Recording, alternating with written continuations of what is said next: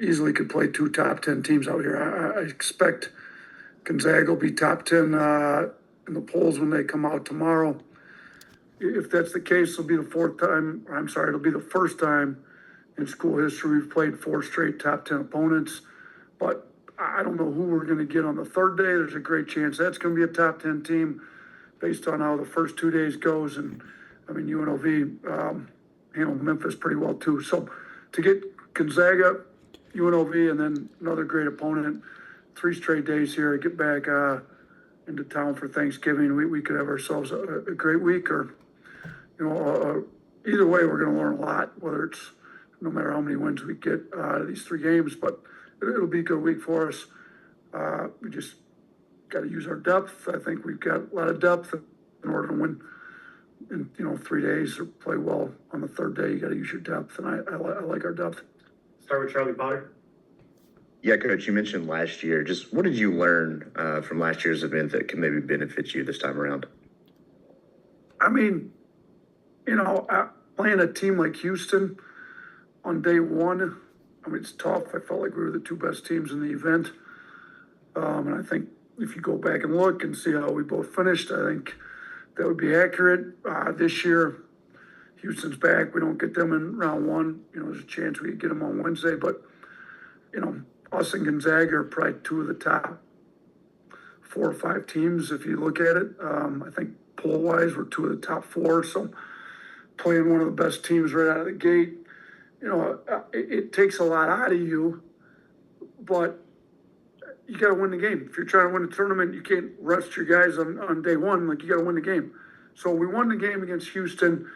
You look at everybody in the country that plays Houston and then go look at their next game. They usually play far inferior to what they're used to playing. I mean, it's a battle to try to beat a team like Houston. Gonzaga is similar with the way they're playing. They got big, tough, physical guys. So, again, if we're fortunate enough to win the game against Gonzaga, we're going to have to get into our depth, use it. Maybe we got to use it a little bit more against Gonzaga at appropriate times. But we're for sure going to have to use our depth on Tuesday, and then Wednesday, your depth's going to really come into play. And if Charlie hadn't gone down in that Oregon game, I think we probably win it. And not to take anything away from Oregon, but he went down. He's playing really well. We had to try to figure it out on a day 3. You're playing, 3 games in short days and lose one of your starters. It was hard. So I don't know that I necessarily learned a lot, but you've got the experience of going through it in the past, staying healthy, really stressing, guys taking care of their bodies. And then us today, we've got a practice today. We get a private practice, a practice in public in front of people. Like, we got to be smart with, they only got so much energy they can use in these next 4 days. We can't burn it up on a practice day to day. So we're going to be smart with how we practice them today. Hunter. Yeah, just Gonzaga's top 10 in points allowed this season. Just what have they kind of brought, and that could be a challenge for Alabama? Yeah, they're tough, physical. They've got a veteran group. They're older. Coach Few's one of the best coaches in the country. Go look at the last 10, 15 years in college basketball. Like, there hasn't been anybody doing it at a higher level than what they've been doing it as. So I think, the combination of coaching, veteran, experienced players, toughness, they're good. They're shutting down. You look at who they played. They played Creighton. Coach McDermott's one of the best offensive coaches in the last 15, 20 years in college basketball himself. They obliterated Creighton in the second half. That game was close, and within like 4 or 5 minutes, it was a blowout. So, we've got, when they turned them over a lot in that stretch. So our guards have been doing a good job not turning it over. We got to continue to do a great job against some of their aggressive coverages, and they've got some defensive playmakers. We got to do a really good job taking care of the basketball, getting a quality shot up on every possession. Jalen. Hey, Coach, LeBaron scored 10 of the team's final 15 points against Illinois. Is he a guy you've developed trust in, that he can go get a bucket late in crunch time? Yeah, he's done it. He's one of the most talented players in college basketball. He's got the mindset. I mean, so you got some talented guys, but there's also the mindset that like doesn't fear the big moment.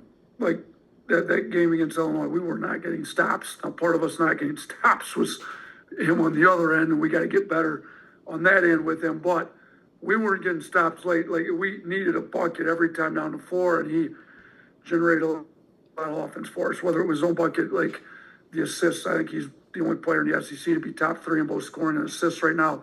If we could get those assist numbers to even come up, because I think he's got great shooters around him. But he's not afraid of the moment. He's never been afraid of the moment. He's got that it factor about him that game's on the line, like ball in his hands, he's going to make plays. And I think we've got other guys around him that can make shots, that shoot. He goes, they decide to load up. Like we got big time shooters. We got big time players around him that can help him kind of carry that load. But yeah, he's not afraid to make a play late in the game. Theo. Yeah, you guys had to deal with Drew Timme when you guys played Gonzaga in 21 and 22. What's kind of unique about their front court this year with both Ike and Huff and kind of the challenge that having two bigs presents? Yeah, I mean, they're both lefties. Timme was ridiculously good, one of the best players in the last 20 years in college basketball. They put him in a great system, particularly with how they use their bigs.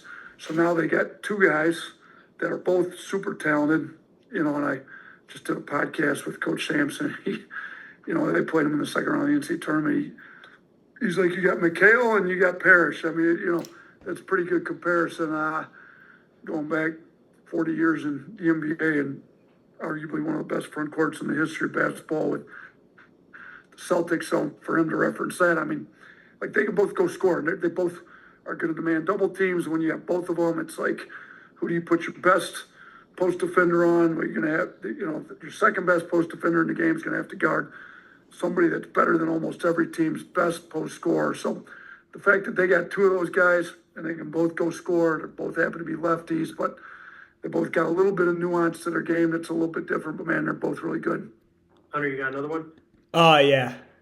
Go ahead. I'm not sure how much you've looked at UNLV yet, but have you seen anything from Nas that was different from last year?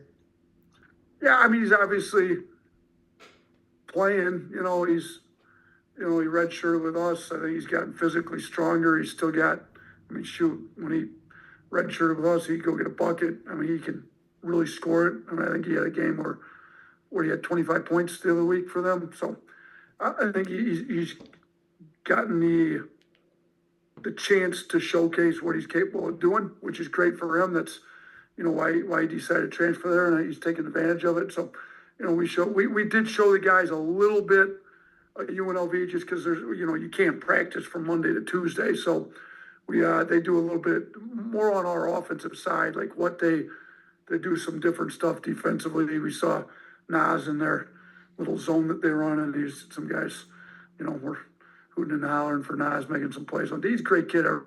Everybody here loves him. And I hope he does really well. I just hope he doesn't do that well against us on Tuesday. Anyone else? Raise your hands real quick. If not, we'll end it. Thanks, guys. Appreciate you. Happy Thanksgiving.